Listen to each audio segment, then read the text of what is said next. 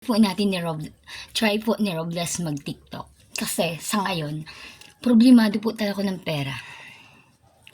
Wala pa akong makain. Yung aso kong Ponce Bret talagang nautas na. Kumbaga nagbuburtok-butok na yung tiyan dahil kulang po siya sa pagkain. Ganun din po ako. Sa bagay, halata naman sa katawan po namin na halos wala na kaming makain ni Bret. So Bret, come on. Come on. Ano po si Bret? Ayan po si Bret. Bret, consumption ka. Mari ka dyan. Istorbo ka laang. So, try po natin mag-TikTok. Baka, sana makaya ni Robles. Kasi inosente si Robles. Walang wala pa akong kalam-alam mag-TikTok. So, try po natin. Bret, sali ka. Baka ma-discover tayo sa TikTok. Paano ba to?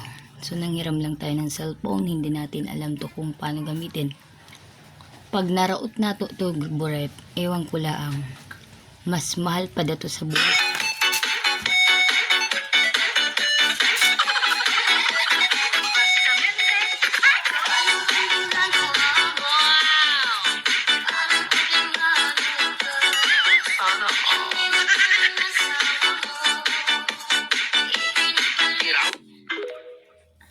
Nakakihag mo na hanpak na ini.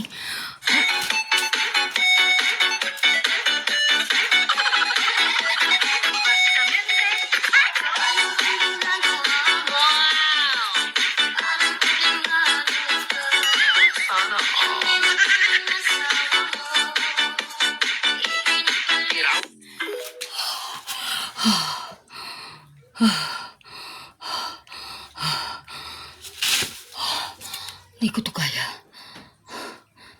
Dapat ba ko itong makikilagon? Ba ko nakakilag na? Yung ba ko nakakilag na sugtog? Diyos ko. Mag-over 160 over. Anong sa kuyang BP? Over 80. Ay, di ko to kaya.